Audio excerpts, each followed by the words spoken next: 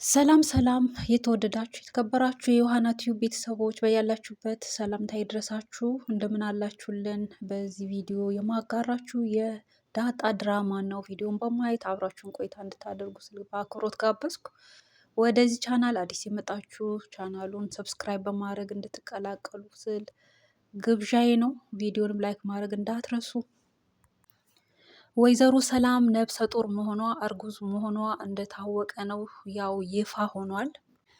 ነገር ግን ያረገዘችው ከማን እንደሆነ እንድትናገር መናገሯ የግድ እንደሆነ ለራሷም ለልጇም ጥቅም የግድ አስፈላጊ መሆኑን አበክራ እንደ እናት እንደ ባለ አእምሮ ወይዘሮ ማርቲ አበክራ ሰላምን ጠይቃት ነበር። ሰላም ግን አባትነቱን አልፈልግም እንዲታወቅም አልፈልግም፣ እሱም ማርገዜን አላወቀም እንዲያውቅም አልፈልግም በሚል ሀሳቧን እንግዲህ ደምድማለች። ለማንም መናገርንም አልፈለገችም ነበር።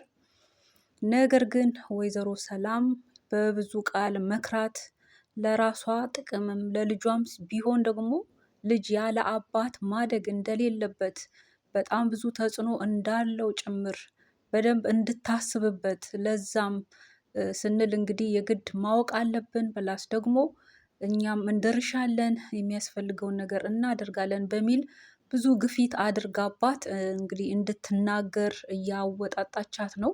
እናም በስተመጨረሻም ስልክ ቁጥሩንም ስጭኝ አምጪ እያለቻት ሰላምም እሺ እያለች ነገር ግን በጣም ፈርታም ነበር። አቤጌል እናቷን በጥያቄ እያፋጠጠች ነው። ሰላም ከማን ያረገዘችው አባቱ ታወቀ ወይ የሚለውን ጥያቄ ደጋግማ እያነሳች ነው። እናም የጠረጠረችው ነገር እንዳለ ነው። ያው እሷ መጠርጠር ልማዷ ነው። ሁሌም ቢሆን ትጠረጥራለች። ያልሆነ ነገር ትገምትና እንዲህ ነው እያለች ለእናቷ በመንገር እናቷን ታስጨንቃታለች። እና አሁንም ላይ ሰላም ከማን እንዳረገዘች ካልተናገረች ብትናገርም ይህ ሊታመን የማይችል ስለሆነ እንግዲህ ከተወለደ በኋላም ቢሆን ዲኤንኤ ወስደን እናስመረምራለን የሚል ንግግር ሁሉ ስትናገር ነበር። እናቷም እጅግ አውግዛት ተቆጥታትም ነበር። ናታን የወይዘሮ ሰላም ማርገዝን እንደሰማና እንኳን ደስ አለሽ በሚል ሲያበስራት ነበር። እሷም እጅግ ተገርማ ብዙ ከደነገጡት እና ብዙ ከተጨነቁት ውስጥ አይደለህም አንተ ለየት አልክብኝ በሚል የሱ አመለካከቱ ሁሉ ገርሟትም ነበር። በዛም እንግዲህ አያይዛ ፍላጎቷንና እሱ የሚፈልገውን ደግሞ እንዳወቀችም ያንን ደግሞ ስታበረታታውም ነበር። የእሱንና የዳጣን ግንኙነት እጅግ እየደገፈች እንግዲህ ተስፋ እንዳትቆርጥ ዳጣን ጠበቅ አድርጋ ያዛት።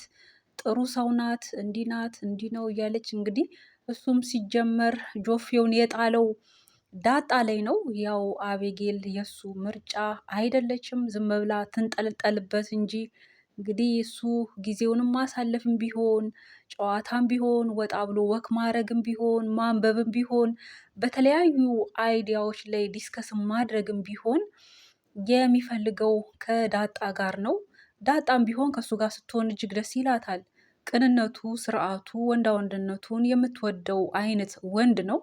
ስለሆነም ግን አሁን ላይ የእሷ ጥያቄ ቅድሚያ የምትሰጠው ነገር ወሳኝ የሆነ ነገር ስላለ ትኩረቷ፣ ሀሳቧ፣ ሁለንተናዋ እዛ ላይ ስለሆነ ነው እንጂ እንደ ወንድ ያስፈልግሻል፣ ፍቅረኛ ያስፈልግሻል፣ ማን ነው ምርጫሽ ቢባል ያው እንደ ናታን ያለ ወንድ እንደሆነ ከዚህም ቀደም ስትናገር ነበር። ነገር ግን አቤጌል በጎን ያው ሰላም አልሰጠቻትም፣ እረፍት አልሰጠቻትም፣ ትነዘንዛታለች። እንግዲህ እሷ ያላሰበችውን በማሰብ ያላደረገችውን ነገር አድርገሻል በሚል እንግዲህ ናታን ደግሞ ከእሷ ከዳጣ ጋር ሲሆን መሆንን ይወዳል ይፈልጋል። በአጋጣሚም እንግዲህ አብረው ሆነው ሳለም እሷ ደርሳ እንግዲህ ታስጨንቃታለች። ዳጣን እንግዲህ ታፋጥጣትም ነበር። ያው ዳጣ ትንሽ አረፍኩ ስትል በዚህም በዛም እሷ አልተወቻትም። እንግዲህ ዳጣ ከዛም የተነሳ ከናታን ጋር ትንሽ ግንኙነቷን እንዲህ ቀረቤታዋን ራሱ ቀነስ ለማድረግ ሞክራም ነበር። እሱ ግን ምናልባት ካስከፋውሽ ይቅርታ፣ ቀን ላይ ስንነጋገር በመለስኩልሽ ምላሽ እንደው ቅር ተሰኝተሽ ይሆን ተከፍተሽብኝ ይሆን ወይ ሲል እጅግ አሳስቦት እንደው በእኩለ ሌሊት ሁሉ ደውሎ ሲጠይቃትም ይቅርታውንም እንድትቀበል ሲጠይቅ ነበር። እሷ ግን በጭራሽ እንደውም ያምርባቸዋል አብራችሁ ብትሆኑ እጅግ በጣም ደስ ይላል፣ አብራችሁ ትሄዳላችሁ፣ የሚሄድ አይነት የሆነ ማች ታደርጋላችሁ አይነት ነገር እያለች እሱ ግን እንዲህ እንድትል አልፈለገም። ከሷ አንደበት እንዲህ አይነትን ንግግር አልፈለገም አይፈልግምም። ለምን እሷ እንድትቀና በአቤጌል እና በናታን ግንኙነት ዳጣ ቀንታ ትንሽ የሆነ ቅናት ቢጤ እንኳን ቢያጭርባት ያ ነው የእሱ ፍላጎት እንጂ ከአቤጌል ጋር መሆኑ ምንም አያስደስተውም። ያው ከእሷ ጋር አንዳንዴ በመሆን ፎቶ አንሺኝ ምናምን እንዲህ በማለት እንደዛ እየሆነም የዳጣን ሁኔታ ምን አይነት ሪያክሽን ታሳይ ይሆን የሚለውን ነገር ለመቃኘት እየሞከረ ነው። ዳጣ ላይ ግን ምንም ነገር እየተነበበ አይደለም።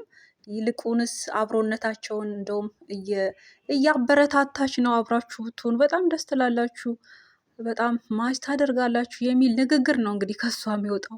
ናታን ግን ያው ከሷ ጋር በጭራሽ ምንም የሚፈልገው ምርጫውም ያልሆነች ሴት ስለሆነች በዚህም በዛም ልክ እንደ ነገረኛ ሴት የምትነዘንዘው ናት። ከዛም የተነሳ እንግዲህ አይፈልግም እና ምን አይነት ባህሪ ነው የምትፈልገው? እንዴት አይነት ሴት በሆንል ደስ ይልሃልም ብላ ስትለው ምርጫውን ሲነግራት ነበር። እንዲህ አይነት ሴት ደስ ትለኛለች ብሎ ሲል ልክ እንደ እኔ ብላ ራሷን በዛ ቦታ ስታካትትም ነበር። በጭራሽ ልክ እንደ ዳጣ ብሎ እንደውም ይበልጥ አናዷትም ነበር እንግዲህ ከባለፈው ክፍል እንደተመለከት ነው። እና በዚህ ልክ እንግዲህ ባህሪዋን ጥሩ እንዳልሆነ እየነገራት ለማስተካከል እንኳን የማትሞክር ሰው ናት አቤጌል። እንግዲህ በቤቱ ለስሙ ታላቅ ናት። ለታናሽ እህቷም እንኳን ፍቅር የማሰጣት ምንም አይነት ትሪት የማታደርጋት ከእህቷ ጋር እንኳን ምንም ቀረቤታ የሌላት ከራሷ ራሱ የተጣላች አይነት ሴት ናት። እንግዲህ ይህንን ባህሪዋም ያው አባቷ ስለሚያውቅ እጅግም ይህን ባህሪ ስለማይወድ እንድትቀርፈው በዛም ደግሞ እንዲረዳት ናታን እንዲተባበር እንግዲህ ብዙ ጊዜ እየጠየቁትም ነበር። ናታንም የተቻለኝን አደርጋለሁ፣ ችግር የለም ያው አለማስተዋል እና ልጅነት ነው እንጂ እኮ አቤጌል በጣም ብልጥ ናት፣ ስማርት ናት፣ እንዲህ ናት እያለ እንግዲህ ለአባቱ ሲመልስ ነበር።